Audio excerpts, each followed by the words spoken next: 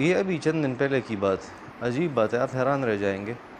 وہ یہ کہ یہ ایبٹ آباد مانسہرہ یہاں کے قریب ایک جگہ ہے، وہاں یہ جو ٹائنس کمپنی والے ہیں نا، یہ بڑے ہوشیار ہیں۔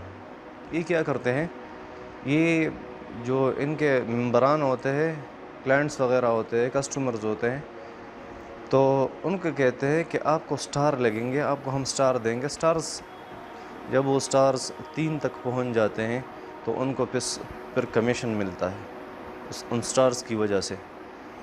تو آپ جتنے بھی وہ مزید ممبران ان کے لیے ڈھونڈیں گے اور مزید گاہک اور کسٹمرز ان کے لیے وہ ڈھونڈ کے انہی کے حوالے کر دیں گے، تو اس کے مطابق آپ کو وہ سٹارز لگیں گے اور پھر وہ آپ لوگوں کو کمیشن دیں گے۔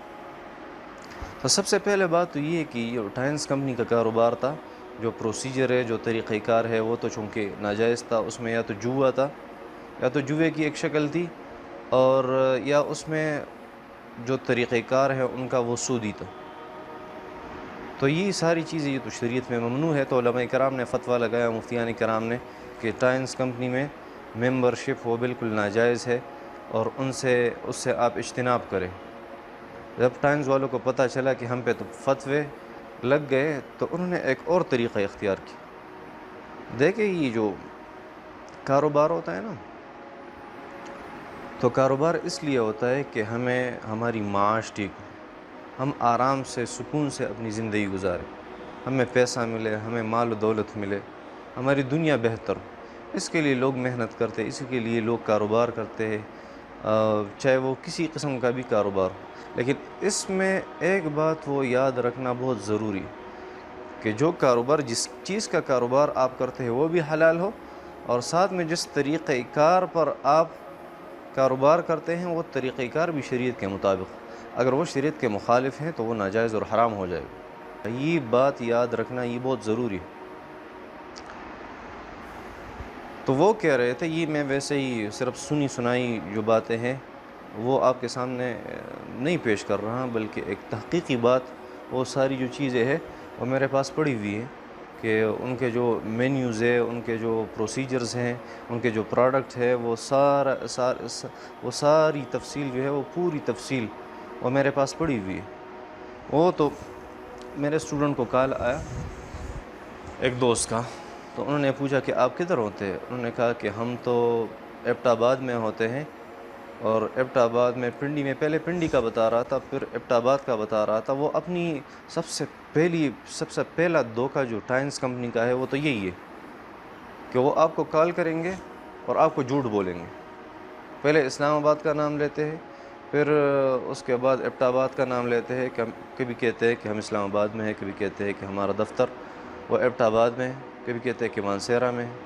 وہ صحیح جو ایگزیکٹ جگہ ہے وہ آپ کو نہیں بتائیں گے۔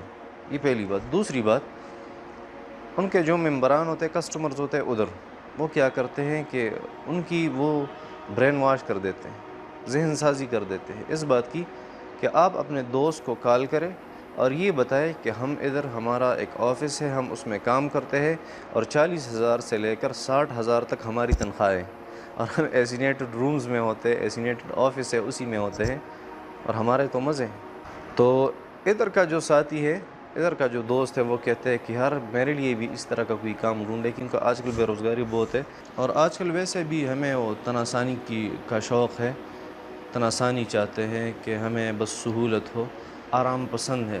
یہ آرام پسندی نہیں ہے، اور نہ یہ ہماری صفت ہے، یہ ہمارے لیے یہ عیب کی بات ہے کہ ہم تناسانی وہ چاہتے ہیں، اور یہ سستی ہے اصل میں، اور کوئی بات نہیں۔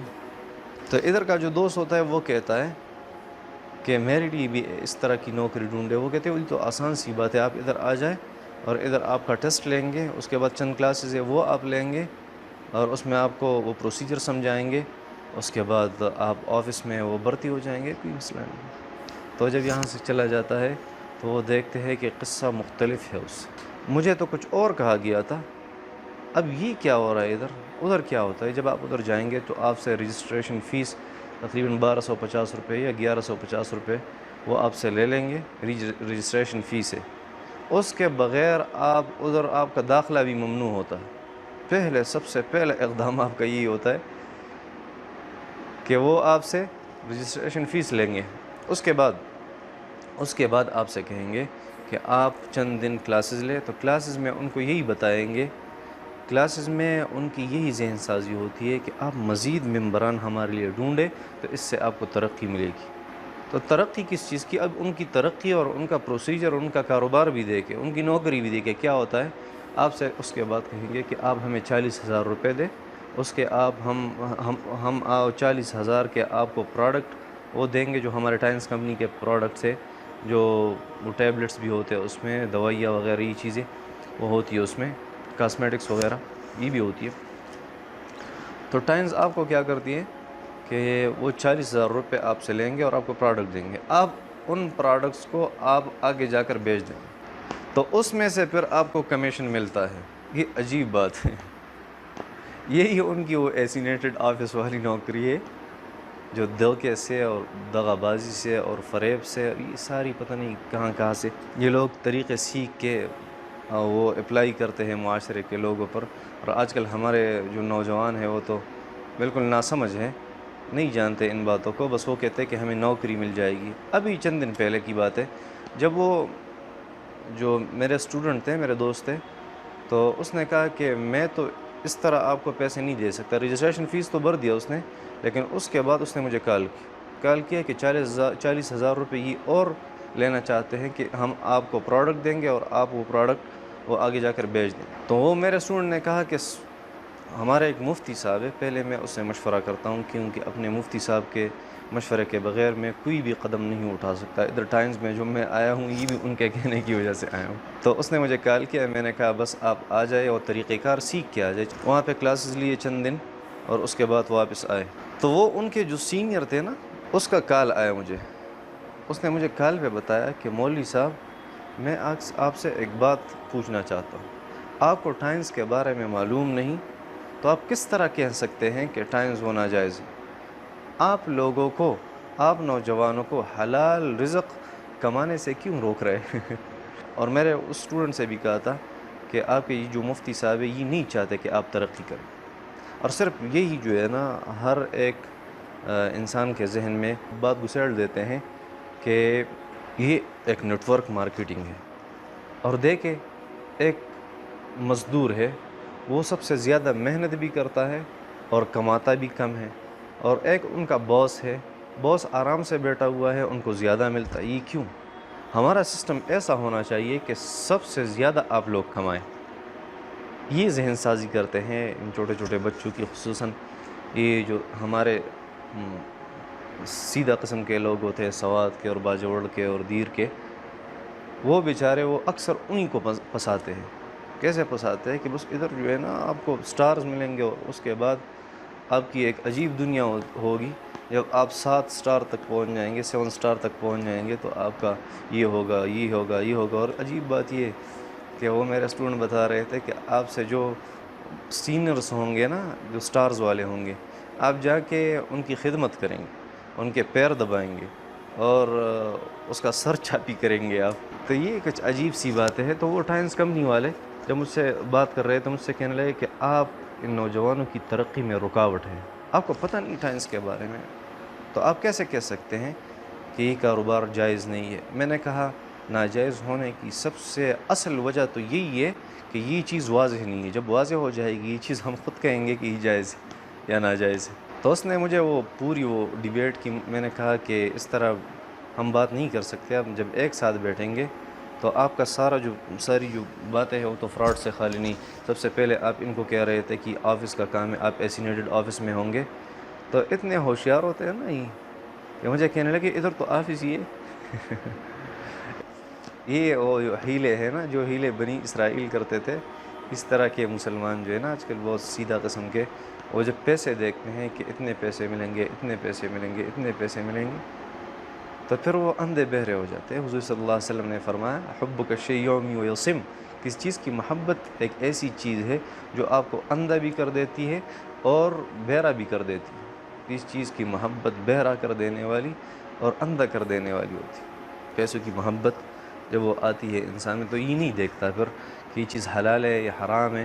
پھر ایک اور بات اس نے کی، اس نے مجھے کہا کہ انڈونیشیا سے اور 52 ممالک سے، اسلامی ممالک سے ہمیں اجازت ملی ہے کہ آپ کے جو پروڈکٹس ہے وہ حلال ہے۔ میں نے کہا میں نے پروڈکٹ کی بات کب کی ہے؟ پروڈکٹ کا حلال حرام ہونا یہ تو الگ بات ہے، ہم تو آپ کا جو پروسیجر ہے اسی پہ بات کرتے ہیں۔ آپ کا جو پروسیجر ہے وہ یا تو جوا ہے یا وہ سود ہے، اس لیے وہ حرام ہے، وہ حلال نہیں ہے، وہ جائز نہیں۔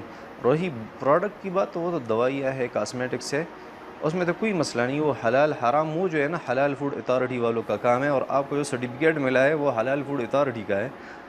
تو میں نے تو آپ کے پروڈکٹ کے بارے میں کچھ نہیں کہا، میں تو جو آپ کا طریقہ کار ہے، آپ کا جو پروسیجر ہے اسی کے بارے میں بات کر رہا ہوں کہ آپ کا جو پروسیجر ہے وہ درست نہیں ہے۔ تو اسی وجہ سے آپ انتہائی احتیاط کریں، اور یہ جو دھوکے ہے، دھوکے بازیاں اور یہ جو فراڈز ہے، ان سے آپ ہوشیار رہیے، ایسا نہ ہو کہ کل آپ بھی پچھتاتے رہے اور آپ کا پیسہ بھی جاتا رہے، تو پھر آپ اپنے ہی ہاتھوں سے اپنے چہرے کی پٹائی کریں گے، تو یہ بات درست نہیں ہے۔ اور سب سے اہم جو بات ہے وہ یہی ہے کہ آپ محنت کریں۔ جتنے بھی جو آن لائن مارکیٹنگ سسٹم ہے، اس میں دھوکہ اور غرر اور دغا بازی اور فراڈز، ان کے بہت زیادہ وہ خطرات ہوتے ہیں، اور تقریباً وہ ظن غالب ہوتا ہے کہ وہ آپ کو دھوکہ دے اور آپ کا مال وہ ضائع ہو جائے، تو یہ باتیں درست نہیں ہے۔ دیکھیں ہر ایک کاروبار، اس میں آپ کا مال جانے کا خطرہ وہ غالب ہو تو آپ اس کاروبار سے بچیں،